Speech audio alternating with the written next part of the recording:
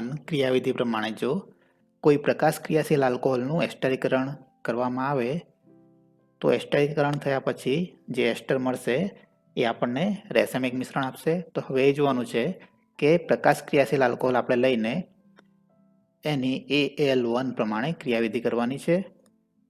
તો પ્રકાશ ક્રિયાશીલ આલ્કોહોલ માટે આપણે લઈશું કાર્બન ઉપર C6H13, બીજો સમૂહ હશે OH, ત્રીજો સમૂહ છે CH3 અને ચોથો સમૂહ છે H. તો અહીં કાર્બન C6H13 અને OH એ બધા એક જ સમતલમાં હશે અને એ સમતલ તમારું જે મોબાઈલની સ્ક્રીન છે એ સમતલમાં હશે. જ્યારે CH3 મોબાઈલ સ્ક્રીનથી તમારી સાઈડે હશે, જ્યારે H મોબાઈલ સ્ક્રીનની પાછળની સાઈડે હશે. તો અહીં તમે જોઈ શકો છો કે આખા જે અણુ છે એમાં એક કાર્બન એવો છે કે જેની સાથે જોડાયેલા 4 સમૂહો અલગ અલગ છે. તો આ જે વચ્ચેનો કાર્બન છે એને આપણે સ્ટારથી બતાવે છે. સ્ટાર મતલબ કે અસમિત કાર્બન, એસિમેટ્રિક કાર્બન. તો કાર્બન સાથે કયા કયા સમૂહો જોડાયેલા છે? C6H13, OH, CH3 અને H. એટલે કે કાર્બન સાથે 4 અલગ અલગ સમૂહો જોડાયેલા હોય તો એ કાર્બનને અસમિત કાર્બન કહેવાય. આખા અણુમાં ફક્ત એક જ અસમિત કાર્બન છે, એટલે જ્યારે જો કોઈ અણુમાં ફક્ત એક જ અસમિત કાર્બન હોય તો એ અણુ હંમેશા પ્રકાશ ક્રિયાશીલ થશે. એટલે અહીં જે આલ્કોહોલ આપણે લીધો છે એમાં એક જ અસમિત કાર્બન છે, તેથી આ જે આલ્કોહોલ છે એ પ્રકાશ ક્રિયાશીલ આલ્કોહોલ થશે. હવે એની ક્રિયાવિધિ કરવાની છે AL1 પ્રમાણે. એટલે ફર્સ્ટ સ્ટેપમાં થશે પ્રોટોનેશન. એટલે આપણે લખીશું અહીંયા H+, આ સ્ટેપને આપણે કહીએ છીએ પ્રોટોનેશન. તો પ્રોટોનેશન ક્યાં થશે? તો આલ્કોહોલમાં જે OH સમૂહ છે એમાંનો ઓક્સિજન ઉપર અબંધકારક ઇલેક્ટ્રોન યુગ્મ હશે, જેનો ઉપયોગ કરીને H+ સાથે બંધ બનાવશે, જેથી આપણને પ્રોટોનેટેડ આલ્કોહોલ મળશે. તો C6H13 હવે અહીં OH2+ થઈ જશે.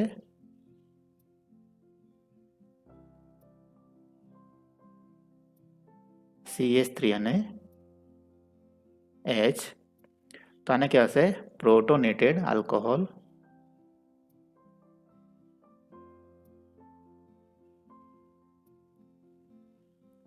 નેક્સ્ટ સ્ટેપમાં ડિહાઇડ્રેશન થશે. એટલે જે પ્રોટોનેટેડ આલ્કોહોલ છે એમાંથી OH2 બંધના ઇલેક્ટ્રોન લઈને દૂર થશે. તો આ જે સ્ટેપ છે એમાં H2 રિમૂવ થશે, એટલે કે આપણે લખીએ -H2O. તો આ તબક્કાને અંતે, આ સ્ટેપને અંતે આપણને sp2 સંકરિત કાર્બોકેટાયન મળશે. હવે કાર્બન ઉપર 4 સમૂહો નથી, ફક્ત 3 સમૂહ રહેશે. પહેલો સમૂહ થશે C6H13, સેકન્ડ છે CH3 અને ત્રીજો સમૂહ છે H. હવે બંનેના ઇલેક્ટ્રોન લઈને H2O દૂર થયો છે, માટે કાર્બન ઉપર આવશે પ્લસ ચાર્જ. તો કાર્બનનું સંકરણ sp3 માંથી sp2 માં રૂપાંતરિત થઈ જશે. તો સેકન્ડ સ્ટેપના અંતે આપણને કાર્બોકેટાયન મળશે.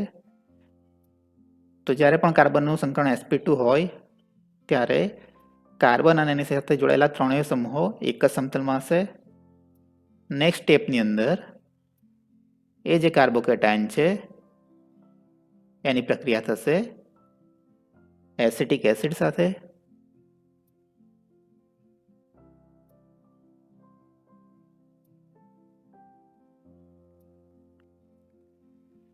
તો એસિટિક એસિડ કાર્બોકેટાયનની કોઈ પણ એક સાઈડેથી આક્રમણ કરશે. તો કઈ સાઈડેથી આક્રમણ કરે? જો એ રાઈટ સાઈડેથી આક્રમણ કરે તો આપણે જે પ્રોડક્ટ મળશે અને આપણે કહીશું 1, અને જો એ લેફ્ટ સાઈડેથી આક્રમણ કરશે અને જે પ્રોડક્ટ મળશે આપણે એને કહીશું 2. એટલે કે એસિટિક એસિડ ક્યાં તો લેફ્ટ સાઈડેથી આક્રમણ કરે અથવા તો રાઈટ સાઈડેથી આક્રમણ કરે. બંને સાઈડેથી આક્રમણ કરવાની પોસિબિલિટી સેમ છે. જેથી અહીં આપણને બે પ્રકારની નિપજો મળી શકે છે. પહેલી નિપજ, જો એસિટિક એસિડ રાઈટ સાઈડેથી આક્રમણ કરે, જમણી બાજુથી આક્રમણ કરે, તો આપણને કઈ નિપજ મળશે એ હવે બતાવીએ. તો કાર્બન ઉપર C6H13 સમૂહ. હવે એસિટિક એસિડ જમણી સાઈડથી આક્રમણ કરે છે, માટે ત્યાં આપણે લખીએ O C double bond O CH3. તો આ જે સમૂહ છે એ જમણી સાઈડે એટેચ થશે અને CH3 સમૂહ હવે લેફ્ટ સાઈડ આવશે, H પણ લેફ્ટ સાઈડ આવશે. તો જો એસિટિક એસિડ રાઈટ સાઈડેથી આક્રમણ કરે તો આપણને આ રીતની નિપજ મળે, પ્લસ જો એસિટિક એસિડ લેફ્ટ સાઈડેથી આક્રમણ કરે તો આપણને કેવી નિપજ મળશે? તો કાર્બન ઉપર C6H13. હવે લેફ્ટ સાઈડ આપણે લખીશું O CO CH3, જ્યારે CH3 સમૂહ હવે જમણી સાઈડે આવશે, H પણ હવે જમણી સાઈડે આવશે. તો અહીં આપણને જે એસ્ટર મળશે એ બે પ્રકારના એસ્ટર મળશે. એક એસ્ટર કે જેમાં OCOCH3 સમૂહ જમણી સાઈડે છે અને બીજા એસ્ટરમાં OCOCH3 સમૂહ લેફ્ટ સાઈડે છે. આ બંને જે એસ્ટર મળશે એ બંને એકબીજાના શું હશે? ઇનેન્સ્યોમર હશે, એટલે કે પ્રતિબિંબી સમઘટક છે. બંનેનું મિક્સચર મળશે આપણને, એટલે કે આ જે એસ્ટર છે એ તથા બીજો એસ્ટર બંને જે ઇનાન્સ્યોમર છે, પ્રતિબિંબી સમઘટક છે, એ બંનેનું આપણને મિશ્રણ મળશે. હવે જે એસ્ટર છે એમાં જેમાં OCOCH3 સમૂહ જમણી સાઈડે છે, તો એની કમ્પેરિઝન આપણે સ્ટાર્ટિંગમાં જે આલ્કોહોલ લીધો એની સાથે કરીએ. તો આલ્કોહોલમાં પણ OH જમણી સાઈડે હતો, જ્યારે જે નિપજ મળે છે, એસ્ટર મળે છે, એમાં પણ OCOCH3 સમૂહ જમણી સાઈડે છે. એટલે કે OH દૂર થાય એની જગ્યાએ જે નવો સમૂહ જોડાય છે સેમ સાઈડે જોડાય છે. તો આ જે પ્રોડક્ટ મળે છે એમાં આપણે કહી શકીએ કે રિટેન્શન ઓફ કોન્ફિગરેશન થયેલું છે.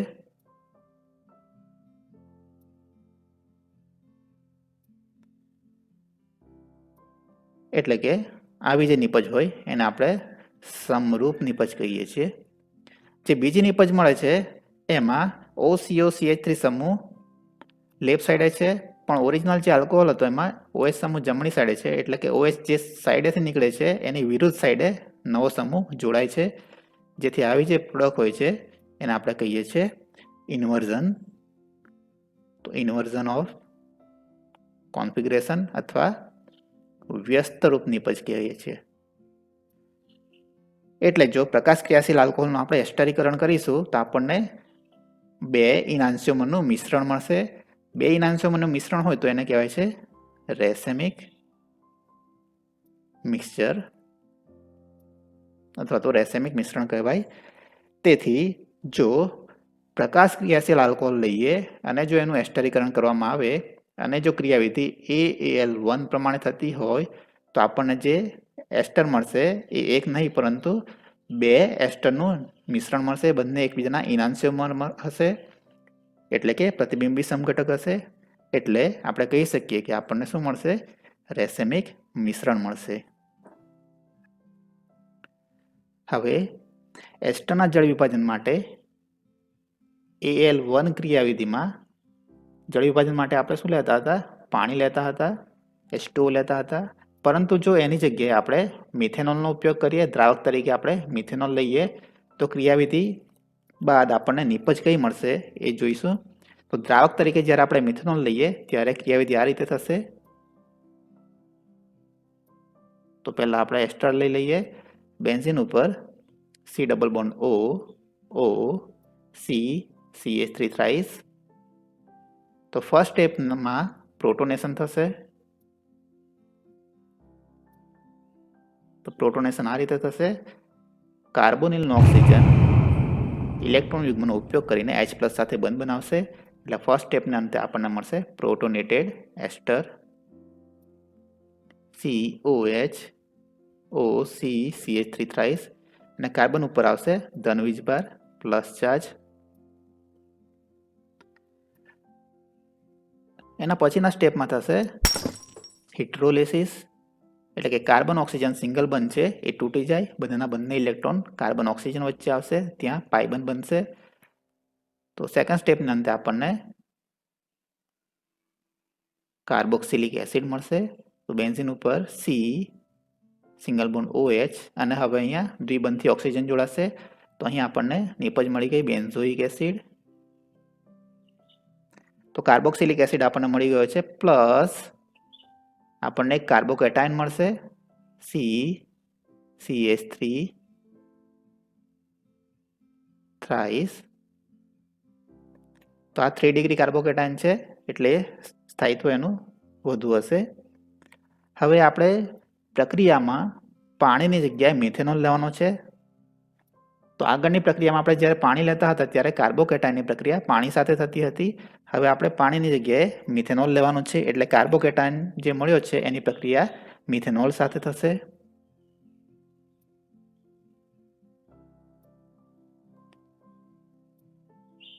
એટલે મિથેનોલમાં રહેલો ઓક્સિજન એના અબંધકારક ઇલેક્ટ્રોન યુગ્મનો ઉપયોગ કરીને ધન વીજભારિત કાર્બન સાથે બંધ બનાવશે, જેથી આપણને આ રીતની નિપજ મળશે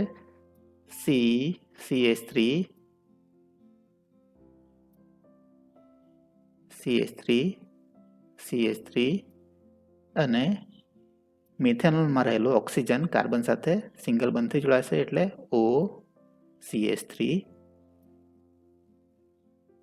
એટલે આપણને જે નિપજ મળશે એનું નામ થશે મિથાઇલ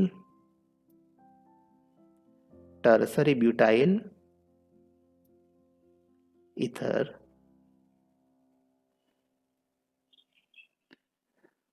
તો જ્યારે પાણી લેતા હતા ત્યારે આપણને આલ્કોહોલ મળતો હતો, પરંતુ જો પાણીની જગ્યાએ મિથેનોલ લઈએ તો ક્રિયાવિધિના અંતે આપણને ઇથર મળશે. હવે નેક્સ્ટ ક્રિયાવિધિ જોવાની છે BAL2 ક્રિયાવિધિ. તો આ ક્રિયાવિધિ અસામાન્ય છે. તો કેમ અસામાન્ય છે? કારણ કે નિર્બળ બેઝ, જો આપણે ઉદ્દીપક તરીકે નિર્બળ બેઝ લઈશું તો નિર્બળ બેઝિક માધ્યમમાં જળ વિભાજનની પ્રક્રિયા BAL1 ક્રિયાવિધિને અનુસરે છે. જ્યારે જો બેઝ તરીકે આપણે પ્રબળ બેઝ લઈશું એટલે કે પ્રબળ બેઝિક માધ્યમમાં ક્રિયાવિધિ જળ વિભાજનની ક્રિયાવિધિ BAC2 ક્રિયાવિધિને અનુસરે છે. એટલે કે જો આપણે બેઝ નિર્બળ લઈએ તો ક્રિયાવિધિ BAL1 પ્રમાણે થશે, જો પ્રબળ બેઝ લઈશું તો BAC2 પ્રમાણે ક્રિયાવિધિ થશે. અને બેઝના બે પ્રકાર હોય છે, પ્રબળ અથવા નિર્બળ. એટલે BAL2 ક્રિયાવિધિ જનરલી જોવા મળતી નથી. એટલે આ જે ક્રિયાવિધિ છે કેવી છે? અસામાન્ય છે. તો પછી આ ક્રિયાવિધિ ક્યારે જોવા મળે અથવા તો કેવા પ્રકારના અણુમાં જોવા મળે? કે જ્યારે જે એસ્ટર હોય છે કેવો હોવો જોઈએ? ચક્રીય એસ્ટર હોવો જોઈએ. એટલે એને આપણે કહીશું લેક્ટોન. એટલે આ જે ક્રિયાવિધિ છે એ લેક્ટોનમાં જોવા મળે છે. કેમ લેક્ટોનમાં જોવા મળે છે? તો લેક્ટોનમાં CO સમૂહ હોય છે એ સ્ટેરિકલી હિન્ડર્ડ હોય છે.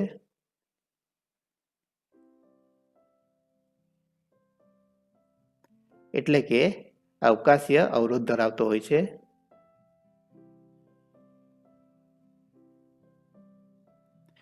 તેથી ચક્રીય એસ્ટર એટલે લેક્ટોનમાં આ ક્રિયાવિધિ જોવા મળશે.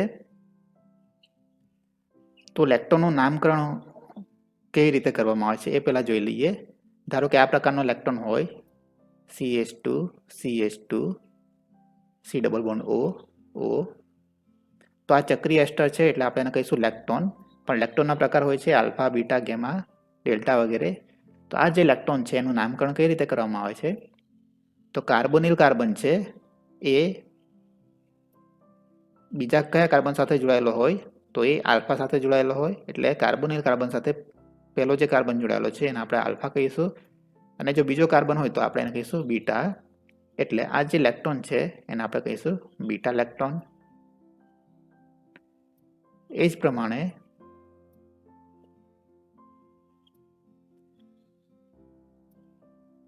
જો લેક્ટોન આ રીતનો હોય તો કાર્બોનિલ કાર્બન સાથે એક કાર્બન જોડાયેલો છે ટી આલ્ફા થશે, એના પછીનો કાર્બન બીટા થશે, એના પછીનો કાર્બન ગેમા થશે.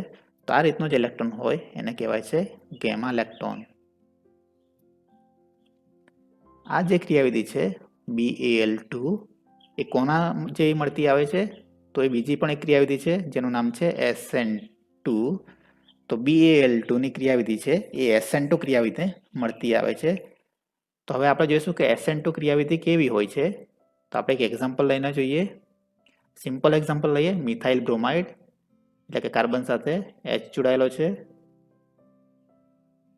ત્યાર પછી બીજો પરમાણુ છે બ્રોમિન, H તથા H. તો આ થયો મિથાઇલ બ્રોમાઇડ. એની સોડિયમ હાઇડ્રોક્સાઇડ સાથેની પ્રક્રિયા, સોડિયમ હાઇડ્રોક્સાઇડ એટલે કે OH-. તો OH- પ્રક્રિયા કઈ રીતે કરશે? તો મિથાઇલ બ્રોમાઇડમાં સૌથી વધારે વિદ્યુત ઋણ છે બ્રોમિન, એટલે એના ઉપર આવશે આંશિક નેગેટિવ ચાર્જ. કાર્બન ઉપર આવશે આંશિક ધન વીજભાર, પાર્શિયલ પોઝિટિવ ચાર્જ.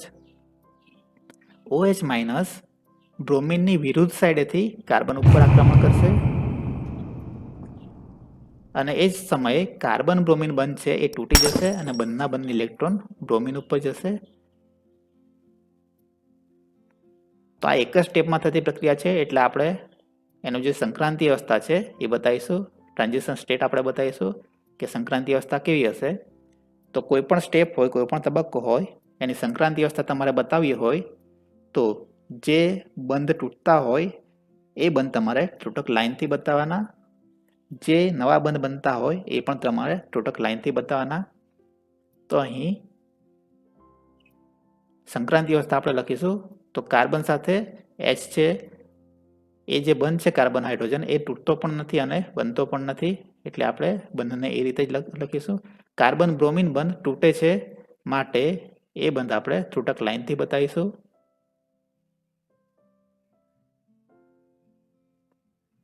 કાર્બનનો હાઇડ્રોજન સાથેનો બીજો બંધ છે એ તૂટતો પણ નથી, ત્યાં નવો બંધ બનતો નથી, એટલે સેમ રાખીશું. એ જ પ્રમાણે ત્રીજો હાઇડ્રોજન પણ સેમ રહેશે. OH કાર્બન સાથે બંધ બનાવે છે, તેથી કાર્બન સાથે OH નો બંધ આપણે ત્રુટક લાઇનથી બતાવીશું. કાર્બન ઉપર આવશે પાર્શિયલ પોઝિટિવ ચાર્જ, બ્રોમિન ઉપર પાર્શિયલ નેગેટિવ ચાર્જ અને ઓક્સિજન ઉપર પાર્શિયલ નેગેટિવ ચાર્જ આવશે. તો આ થઈ સંક્રાંતિ અવસ્થા. એમાં ક્લિયરલી તમે જોઈ શકો કાર્બન બ્રોમિન બંધ તૂટે છે જ્યારે કાર્બન ઓક્સિજન બંધ બને છે. સંક્રાંતિ અવસ્થાને અંતે આપણને નિપજ મળશે. તો નિપજમાં કાર્બન ઉપર હાઇડ્રોજન હશે. OH લેફ્ટ સાઈડેથી જોડાય છે એટલે હવે લેફ્ટ સાઈડ આવશે OH, જ્યારે બાકીના બે H રાઈટ સાઈડ આવશે. તો આ રીતે આપણને મિથેનોલ નિપજ તરીકે મળશે.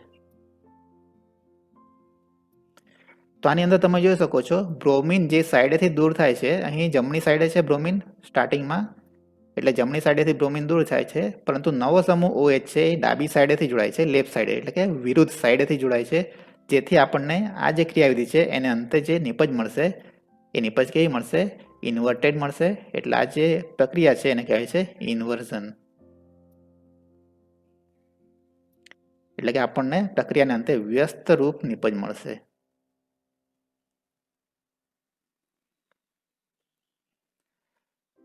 હવે આપણે લેક્ટોન માટેની ક્રિયાવિધિ જોવાની છે BaL2, પરંતુ પહેલા લેક્ટોન કેવી રીતે બનશે એ આપણે જોઈ લઈએ. તો લેક્ટોન બનવા માટે એક જ અણુની અંદર બે સમૂહો હોવા જોઈએ, ક્રિયાશીલ સમૂહ હોવા જોઈએ.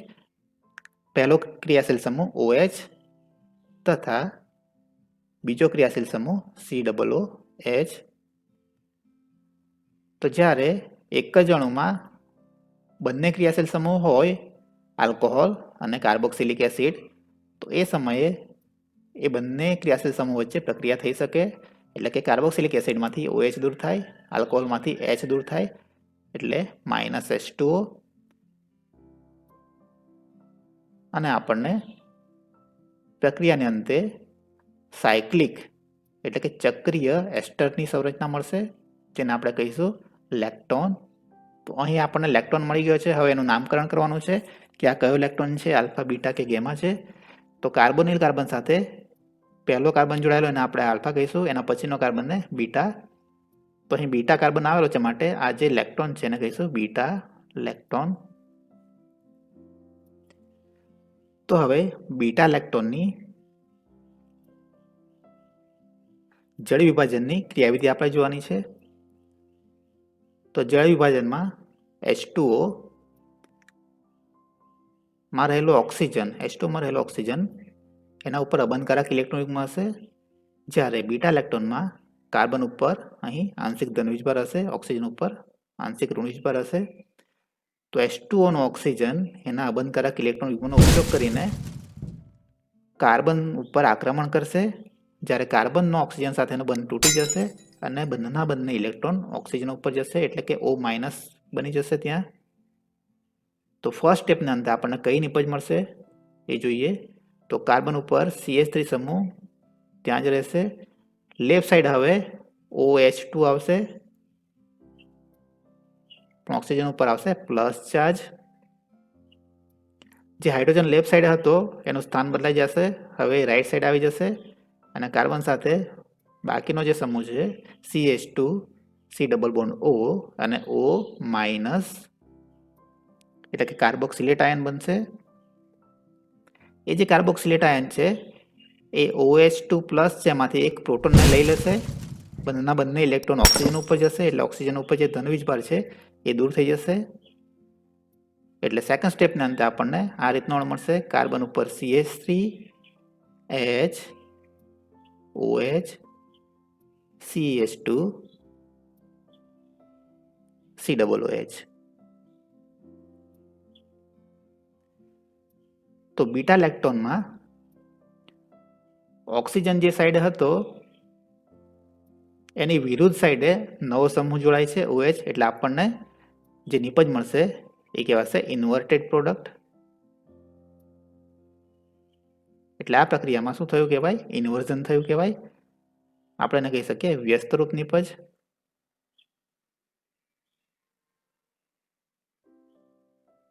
અથવા તો વિપરીત નિપજ.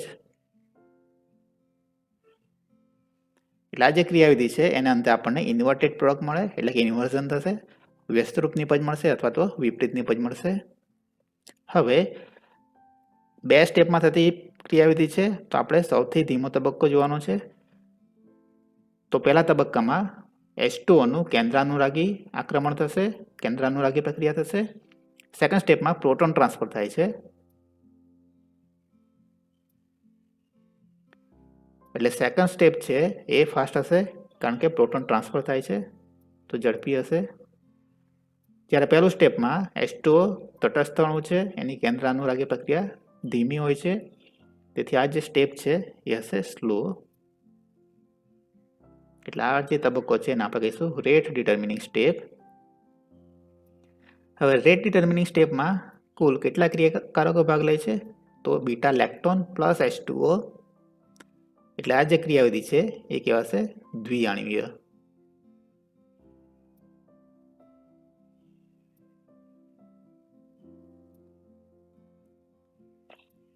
હવે આ જે ક્રિયાવિધિ છે એમાં કયો બંધ તૂટે છે એની સાબિતી માટે તમારે H2O જે લીધો છે એ ઓક્સિજન 18 વાળો લેવાનો છે. તો જ્યાં H2O જોડાશે ત્યાં બધે તમારે O18 લખવાનું છે.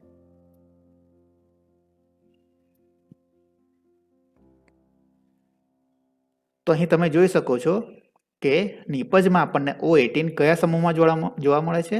આલ્કોહોલ સમૂહમાં જોવા મળે છે. એટલે કે જ્યારે O18 ની હાજરી આલ્કોહોલમાં હોય ત્યારે કયો બંધ તૂટે? તો આલ્કાઇલ ઓક્સિજન બંધ તૂટતો હોય તો જ O18 ની હાજરી તમને આલ્કોહોલ સમૂહમાં જોવા મળે. જો એસાઇલ ઓક્સિજન બંધ તૂટતો હોય તો તમને O18 ની હાજરી કયા સમૂહમાં જોવા મળશે? તો એ તમને કાર્બોક્સિલિક એસિડ સમૂહમાં જોવા મળશે. પણ અહીં આપણને કાર્બોક્સિલિક એસિડ સમૂહમાં O18 ની હાજરી જોવા મળતી નથી, આલ્કોહોલમાં જોવા મળે છે. જેથી આપણે કહી શકીએ કે ક્રિયાવિધિ દરમિયાન આલ્કાઇલ ઓક્સિજન બંધ તૂટતો હશે. ત્યારબાદ નેક્સ્ટ ટોપિક લઈએ એમાઇડનું નિર્માણ તથા જળ વિભાજન. તો પ્રથમ આપણે લઈએ કે એમાઇડનું નિર્માણ એટલે કે સિન્થેસિસ કઈ રીતે આપણે કરી શકીએ. તો એસ્ટરમાં આપણે શું જોયું હતું કે એસ્ટરમાં આપણે કાર્બોક્સિલિક એસિડ લેતા હતા પ્લસ આલ્કોહોલ. તો એસિડમાંથી OH સમૂહ જાય, એસિડમાંથી OH સમૂહ નીકળે, એસિડમાંથી OH સમૂહ દૂર થાય અને આલ્કોહોલમાંથી H દૂર થાય એટલે કે -H2O. પાણીનો અણુ છૂટો પડે અને આપણને એસ્ટર મળી જતો હતો RC≡OOR'.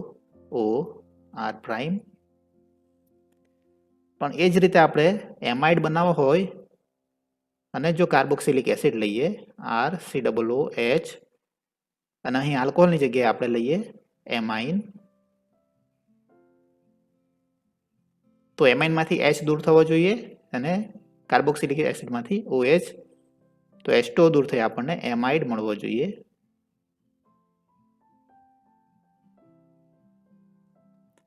RC≡ONHR'. પરંતુ જ્યારે આપણે કાર્બોક્સિલિક એસિડની પ્રક્રિયા એમાઇન સાથે કરીશું ત્યારે આપણને એમાઇડ મળતો નથી. પ્રક્રિયા તો થશે પરંતુ આપણને એમાઇડ મળશે નહીં. જો તમારે કાર્બોક્સિલિક એસિડ અને એમાઇનની પ્રક્રિયા કરીને એમાઇડ મેળવવો હોય તો તમારે કેટાલિસ્ટ એટલે કે ઉદ્દીપકનો ઉપયોગ કરવો પડશે અને કેટાલિસ્ટ છે DCC. તો કેટાલિસ્ટના ઉપયોગ વગર કાર્બોક્સિલિક એસિડ અને એમાઇનની પ્રક્રિયાથી એમાઇડ મળતો નથી. પ્રક્રિયા તો થશે બંને વચ્ચે પરંતુ આપણને એમાઇડ મળશે નહીં. તો શા કારણે આપણને એમાઇડ મળશે નહીં? તો અહીં તમે જોઈ શકો છો કે એક જે અણુ છે કયો છે કાર્બોક્સિલિક એસિડ એટલે કે એસિડ છે, બીજો અણુ એમાઇન છે. એમાઇનને આપણે કહી શકીએ એ બેઝ છે. તેનો નેચર કેવો હોય છે? બેઝિક હોય છે. કાર્બોક્સિલિક એસિડ એસિડિક હોય છે. એટલે કે એસિડ બેઝ બે વચ્ચે કઈ પ્રક્રિયા થાય? સોલ્ટ ફોર્મેશનની થાય, ક્ષાર બની જશે. એટલે કે કાર્બોક્સિલિક એસિડ અને એમાઇન વચ્ચે પ્રક્રિયા થશે. કેવી રીતે થાય? તો એમાઇનમાંનો નાઇટ્રોજન અબંધકારક ઇલેક્ટ્રોન યુગ્મનો ઉપયોગ કરીને કાર્બોક્સિલિક એસિડમાંથી H+ સ્વીકારી લેશે એટલે આપણને મળશે RCOO-R'(NH3+). તો આ રીતે કાર્બોક્સિલિક એસિડ અને એમાઇન વચ્ચે પ્રક્રિયા કરાવતા આપણને ક્ષાર મળશે, એમાઇડ મળતો નથી. જો તમે ઉદ્દીપકનો ઉપયોગ કરશો તો જ તમને એમાઇડ મળશે, એ સિવાય તમને ક્ષાર મળશે. તો હવે આપણે એમાઇડ મેળવવો હોય તો કયા અણુ સાથે પ્રક્રિયા કરાવવી પડશે? તો અહીં તમે જોઈ શકો છો એક બેઝ છે R'(NH2), તો એ તમારે લેવો જ પડશે એમાઇડ બનાવવા માટે. તો એક બેઝ છે તો બેઝ સાથે હંમેશા એસિડ તમારે યુઝ નથી કરવાનું. જો એસિડ લેશો તો ક્ષાર બની જશે. તેથી એમાઇન તમે લેશો તો એની સાથેનો બીજો અણુ તમારે એસિડિક ના હોય એવો અણુ તમારે લેવો પડશે. તો એમાઇનની આપણે કયા અણુ સાથે પ્રક્રિયા કરાવીશું તો આપણને એમાઇડ મળશે? તો પહેલી પ્રક્રિયા છે જો એમાઇડની તમે એસાઇલ હેલાઇડ સાથે પ્રક્રિયા કરાવો તો તમને એમાઇડ મળશે. તો એમાઇન R'(NH2) એની પ્રક્રિયા તમારે કરવાની છે. અહીં એસાઇલ ક્લોરાઇડ લીધો છે. તો એસાઇલ ક્લોરાઇડમાં ક્લોરીન આંશિક ઋણ વીજભારિત થશે કારણ કે વધુ વિદ્યુત ઋણ છે. એ જ પ્રમાણે ઓક્સિજન પણ આંશિક ઋણ વીજભારિત થશે જ્યારે કાર્બન આંશિક ધન વીજભારિત થશે. એમાઇનમાં નાઇટ્રોજન ઉપર અબંધકારક ઇલેક્ટ્રોન યુગ્મ હશે તથા એના ઉપર પાર્શિયલ નેગેટિવ ચાર્જ પણ હશે, જેથી એ પોતાના અબંધકારક ઇલેક્ટ્રોન યુગ્મનો ઉપયોગ કરીને આંશિક ધન વીજભારિત કાર્બન ઉપર આક્રમણ કરશે. Cl ત્યાંથી દૂર થઈ જશે Cl- તરીકે. એટલે આપણને જે નિપજ મળશે આ રીતની મળશે RC≡O. હવે R'(NH2) માંથી એક H+ દૂર થઈ જશે એટલે આપણને મળશે કાર્બન સાથે NH જોડાઈ જશે એટલે RC≡ONHR' પ્લસ એમાઇનમાંથી H+ દૂર થયેલો હતો અને એસાઇલ ક્લોરાઇડમાંથી Cl- એટલે કે આપણને બીજી નિપજ મળશે HCl. તો આ રીતે આપણે એમાઇડ મેળવી શકીએ એસાઇલ હેલાઇડનો ઉપયોગ કરીને. બીજી પદ્ધતિ છે જેમાં તમે એસ્ટર લઈ શકો. તો RC≡OOR'. એની પ્રક્રિયા કરવાની છે એમાઇન સાથે R'(NH2). ઓક્સિજન આંશિક ઋણ વીજભારી થશે, જ્યારે કાર્બન આંશિક ધન વીજભારી થશે. એમાઇનમાંના નાઇટ્રોજન આંશિક ઋણ વીજભારી થશે તથા એના ઉપર અબંધકારક ઇલેક્ટ્રોન મળશે, જેનો ઉપયોગ કરીને કાર્બોનિલ કાર્બન ઉપર આક્રમણ કરશે. કાર્બન ઓક્સિજન સિંગલ બંધ તૂટી જશે. પ્રક્રિયાની અંતે આપણને જે નિપજ મળશે એ આ રીતની હશે. R C double bond O, એમાઇનમાંથી એક H પ્લસ દૂર થશે એટલે કાર્બન સાથે જોડાશે NH R double prime plus એમાઇનમાંથી H પ્લસ દૂર થયેલો હતો અને એસ્ટરમાંથી આર પ્રાઇમ ઓ માઇનસ એટલે આપણને બીજી નિપજ મળશે આર પ્રાઇમ ઓ એચ એટલે કે આલ્કોહોલ. એટલે કે એસ્ટરની એમાઇન સાથે પ્રક્રિયા કરો તો આપણને એમાઇડ મળશે પ્લસ બીજી નિપજ મળશે આલ્કોહોલ. હવે આ જે ક્રિયાવિધિ છે એ પ્રતિવર્તી હશે. તો અહીં તમારે બંને સાઈડ એરો બતાવવા પડશે. આ જે ક્રિયાવિધિ છે કેવી છે? પ્રતિવર્તી છે. એસાઇલ ક્લોરાઇડ સાથેની પ્રક્રિયા કેવી હતી? અપ્રતિવર્તી હતી. એટલે અહીં તમારે સિંગલ સાઈડે જ એરો બતાવવાનો છે. ત્યાર પછી ત્રીજી પદ્ધતિ છે જેમાં તમે એનહાઇડ્રાઇડ લઈ શકો.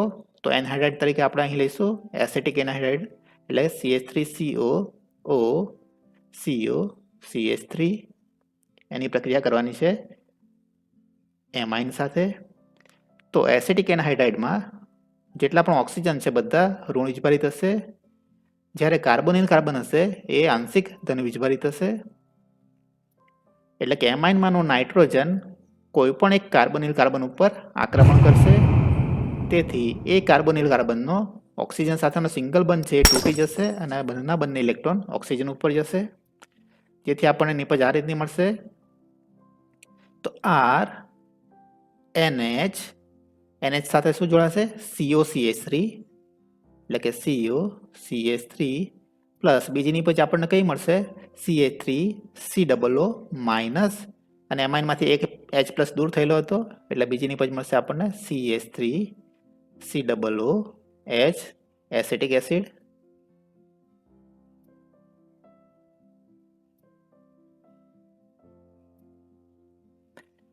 એટલે આ રીતે તમે 3 અલગ અલગ પદ્ધતિથી એમાઇડ બનાવી શકો.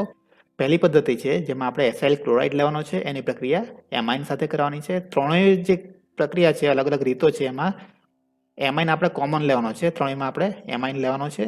જ્યારે બીજો પ્રક્રિયા છે બદલાશે. તો ફર્સ્ટ ક્રિયાવિધિમાં આપણે એસાઇલ ક્લોરાઇડ એની પ્રક્રિયા આપણે એમાઇન સાથે કરવાની છે.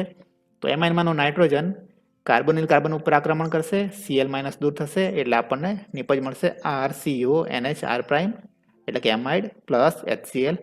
આ જે પ્રક્રિયા છે પ્રતિવર્તી નથી. બીજી જે પ્રક્રિયા છે એમાં એસ્ટરની પ્રક્રિયા એમાઇન સાથે કરવાની છે. તો એમાઇનમાંનો નાઇટ્રોજન એના અબંધકારક ઇલેક્ટ્રોન યુગ્મનો ઉપયોગ કરીને કાર્બોનિલ કાર્બન ઉપર આક્રમણ કરશે, જેથી કાર્બોનિલ કાર્બનનો ઓક્સિજન સાથેનો સિંગલ બંધ છે તૂટી જશે અને RO માઇનસ દૂર થશે. તો પ્રક્રિયાને અંતે આપણને નિપજ મળશે એમાઇડ પ્લસ બીજી નિપજ મળશે આલ્કોહોલ. આ પ્રક્રિયા પ્રતિવર્તી છે. જ્યારે ત્રીજી પ્રક્રિયા છે, ત્રીજી પદ્ધતિ છે, એમાં આપણે એનહાઇડ્રાઇડ લેવાનું છે. અહીં આપણે એસિટિક એનહાઇડ્રાઇડ લીધો છે. એની પ્રક્રિયા એમાઇન સાથે કરવાની છે. તો એમાઇનમાંનો નાઇટ્રોજન એના અબંધકારક ઇલેક્ટ્રોન યુગ્મનો ઉપયોગ કરીને કોઈ પણ એક કાર્બોનિલ કાર્બન ઉપર આક્રમણ કરશે, જેથી એ કાર્બોનિલ કાર્બનનો ઓક્સિજન સાથેનો બંધ તૂટી જશે અને આપણને નિપજ મળશે એમાઇડ પ્લસ બીજી નિપજ મળશે કાર્બોક્સિલિક એસિડ. અહીં આપણે એસિટિક એનહાઇડ્રાઇડ લીધો હતો, જેથી આપણને નિપજ મળી એસિટિક એસિડ. તો આ યુનિટમાં આપણે ફક્ત એમાઇનની એસ્ટર સાથેની જે ક્રિયાવિધિ છે એ જ જોવાની છે. બાકીની જે બે પ્રક્રિયાઓ છે એ વિશે આપણે જોવાનું નથી. તો એમાઇડ બનાવવા માટે આપણે ફક્ત એસ્ટર સાથેની પ્રક્રિયા જોવાની છે. તો હવે આપણે જોઈશું એસ્ટરના એમાઇડમાં પરિવર્તનની પ્રક્રિયા. યાદ રાખવાનું છે કે આ પ્રક્રિયા કેવી છે? પ્રતિવર્તી છે. એટલે કે આ જે પ્રક્રિયા છે એની ક્રિયાવિધિના દરેકે દરેક સ્ટેપ્સ પ્રતિવર્તી હશે. તો ક્રિયાવિધિ જોવા માટે આપણે પહેલા એસ્ટર લઈશું. એક કોમન એસ્ટર લઈ લઈએ, જનરલ એસ્ટર R C double bond O O R prime. જ્યારે બીજો પ્રક્રિયા કરશે એમાઇન એટલે R ડબલ પ્રાઇમ NH2. તો ફર્સ્ટ સ્ટેપમાં નાઇટ્રોજન એના અબંધકારક ઇલેક્ટ્રોન યુગ્મનો ઉપયોગ કરીને કાર્બોનિલ કાર્બન ઉપર આક્રમણ કરશે, તેથી કાર્બોનિલ કાર્બનનો ઓક્સિજન સાથેનો પાઈ બોન્ડ તૂટી જશે અને ઇલેક્ટ્રોન ઓક્સિજન ઉપર જશે. તો પહેલા સ્ટેપને અંતે આપણને જે મધ્યવર્તી નિપજ મળશે એ આ રીતની મળશે. R C single bond O minus O R prime અને કાર્બન સાથે હવે નવો સમૂહ જોડાશે NH2R ડબલ પ્રાઇમ. નાઇટ્રોજન ઉપર આવશે ધન વીજભાર, કારણ કે અહીં નાઇટ્રોજનના 4 સિગ્મા બંધ છે. નાઇટ્રોજને પોતાના અબંધકારક ઇલેક્ટ્રોન યુગ્મનો ઉપયોગ કરીને કાર્બન સાથે બંધ બનાવ્યો છે, તેથી નાઇટ્રોજન ઉપર આવશે પ્લસ ચાર્જ. એના પછીનું સ્ટેપ છે પ્રોટોન ટ્રાન્સફર. તો આ જે મધ્યવર્તી નિપજ છે એમાં તમે જોઈ શકો છો ઓક્સિજન ઉપર નેગેટિવ ચાર્જ છે, નાઇટ્રોજન ઉપર પોઝિટિવ ચાર્જ છે, એટલે O માઇનસ NH2 માંના કોઈ પણ એક H પર આક્રમણ કરશે અને બંને ઇલેક્ટ્રોન નાઇટ્રોજન ઉપર જશે, જેથી આ જે તબક્કો છે એના અંતે આપણને આ રીતની નિપજ મળશે. R C single bond O, હવે ઓક્સિજન H પ્લસ લઈ લીધો છે એટલે એ સમૂહ થઈ જશે OH O R પ્રાઇમ, તથા ચોથો સમૂહ થશે NH R ડબલ પ્રાઇમ. હવે નાઇટ્રોજન ઉપર એના પોતાના અબંધકારક ઇલેક્ટ્રોન યુગ્મ પાછા આવી જશે, જેથી ધન વીજભાર દૂર થઈ ગયો છે. તો આ બંને જે મધ્યવર્તી નિપજ છે એ પ્રોટોન ટ્રાન્સફરને કારણે એકબીજામાં રૂપાંતરિત થાય છે. બંનેમાં કાર્બનનું સંકરણ sp3 છે, તેથી આપણે કહી શકીએ ટેટ્રાહાઇડ્રલ જ્યોમેટ્રી હશે, સમચતુષ્ફલકીય હશે. હવે બંને જે મધ્યવર્તી નિપજ છે એને આપણે નંબર આપી દઈએ. તો આને આપણે 1 નંબર કહીશું અને આ સેકન્ડ નંબરની મધ્યવર્તી નિપજ છે. જો 1 નંબરની મધ્યવર્તી નિપજ બેઝ સાથે પ્રક્રિયા કરે તો બેઝ શું કરશે, H પ્લસ લઈ લેશે. તો H પ્લસ ક્યાંથી સ્વીકારશે, તો NH2 માંથી કોઈ પણ એક H એ સ્વીકારશે, બંને ઇલેક્ટ્રોન નાઇટ્રોજન ઉપર જશે, જેથી મધ્યવર્તી નિપજ 1 ની બેઝ સાથે પ્રક્રિયા થાય તો આપણને આ રીતનો R C O minus O R પ્રાઇમ N H R double prime.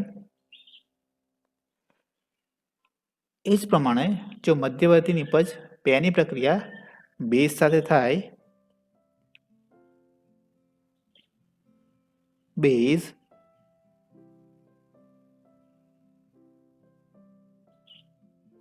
OH માનો H પ્લસ સ્વીકારશે, જેથી બંને ઇલેક્ટ્રોન ઓક્સિજન ઉપર જશે અને ત્યાં O માઇનસ થઈ જશે, તેથી આપણને આ રીતનો મધ્યવર્તી અણુ મળશે R CO minus O R prime NH R double prime.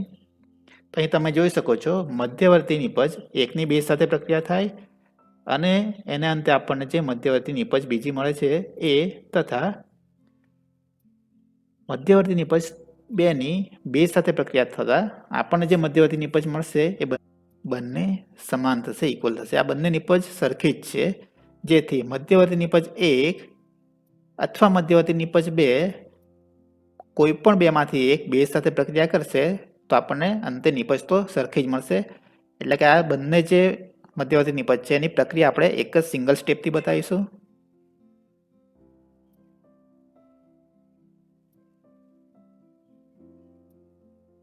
તો મધ્યવર્તી નિપજ 1 અને મધ્યવર્તી નિપજ 2 પ્લસ B માઇનસ, આ સ્ટેપ રિવર્સિબલ છે.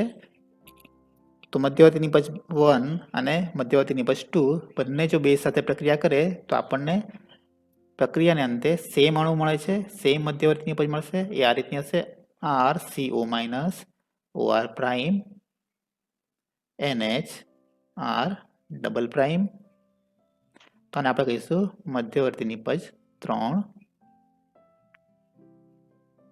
પ્લસ બેઝ H પ્લસ લઈ લઈએ એટલે આપણને બીજી નિપજ મળશે BH. એના પછીના તબક્કામાં O માઇનસ એના ઇલેક્ટ્રોન અંદર આવશે, કાર્બન ઓક્સિજન વચ્ચે પાઈ બંધ બનશે, કાર્બનનો ઓક્સિજન સાથેનો સિંગલ બંધ છે તૂટી જશે, ઇલેક્ટ્રોન ઓક્સિજન ઉપર જશે એટલે RO માઇનસ છૂટો પડશે.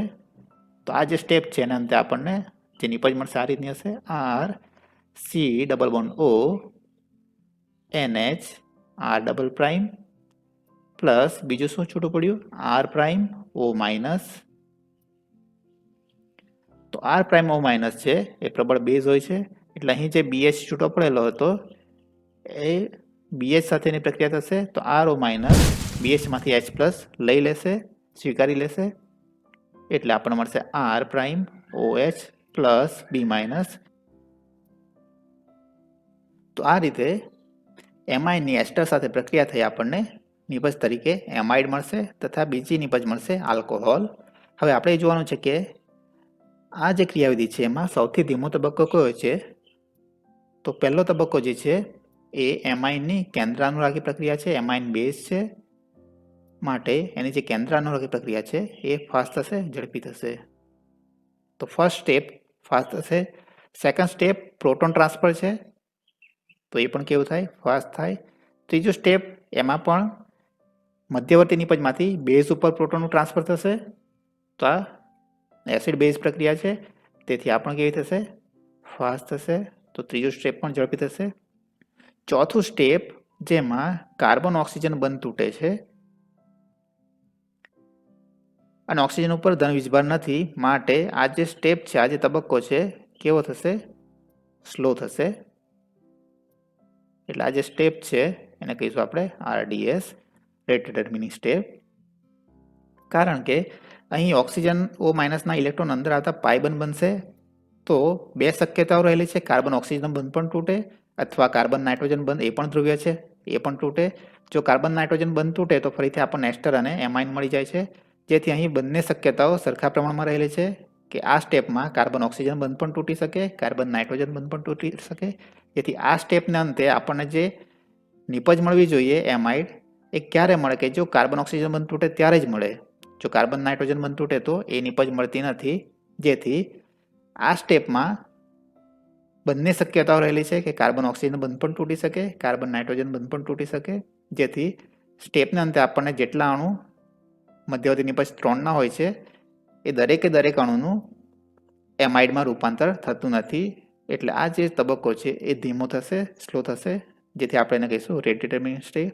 અને છેલ્લો જે તબક્કો છે એ ફાસ્ટ થશે, ઝડપી થશે. તો અહીં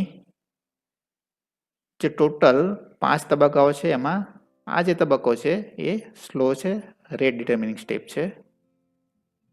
હવે જો તમારે પ્રક્રિયાની ક્રિયાવિધિ ફાસ્ટ બનાવવી હોય, ઝડપી બનાવવી હોય તો કેવી રીતે બનાવી શકો?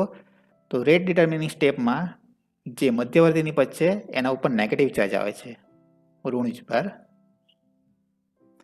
જો આ મધ્યવર્તી નિપજ સ્થાયી થાય તો પ્રક્રિયા ઝડપથી આગળ વધશે અને તમને ઝડપથી નિપજ મળશે.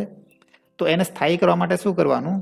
તો નેગેટિવ ચાર્જ હોય એટલે જો અણુ ઉપરનો નેગેટિવ ચાર્જ, પરમાણુ ઉપરનો નેગેટિવ ચાર્જ ઓછો થતો હોય તો એ અણુ સ્થાયી થશે. તો એ જે વીજભાર છે નેગેટિવ ચાર્જ એને ઓછો કરવો હોય તો અણુમાં આપણે એવા સમૂહો લેવા જોઈએ કે જે કેવા હોય? ઇલેક્ટ્રોન વિડ્રોઈંગ એટલે કે ઇલેક્ટ્રોન આકર્ષક સમૂહ આપણે લેવા પડશે. તો જો આપણે અણુમાં ઇલેક્ટ્રોન આકર્ષક સમૂહો જોડીશું તો મધ્યવર્તી નિપજ 3 છે એનું સ્થાયિત્વ વધશે અને જો સ્થાયિત્વ વધશે તો પ્રક્રિયા કેવી બનશે? ઝડપી. પરંતુ જો આપણે ઇલેક્ટ્રોન દાતા સમૂહ જોડીશું તો એ શું કરશે? મધ્યવર્તી નિપજ 3 છે એમાં એ સમૂહ ઇલેક્ટ્રોનનું દાન કરશે તો ઓક્સિજન ઉપર નેગેટિવ ચાર્જ છે. ઉપરાંત ઇલેક્ટ્રોન દાતા સમૂહ ઇલેક્ટ્રોનનું દાન કરશે તો નેગેટિવ ચાર્જ વધશે અને જો ચાર્જ વધતો હોય તો અણુ અસ્થાયી થાય. એટલે ઇલેક્ટ્રોન દાતા સમૂહની હાજરી પ્રક્રિયાનો વેગ શું કરશે? ઘટાડશે. એટલે આ જે ક્રિયાવિધિ છે એ ક્રિયાવિધિમાં પ્રક્રિયાનો વેગ વધારવો હોય તો આપણે ઇલેક્ટ્રોન આકર્ષક સમૂહો લગાવવા પડશે. જો ઇલેક્ટ્રોન દાતા સમૂહ જોડીશું આપણે તો પ્રક્રિયાનો જે વેગ છે એ ઘટશે.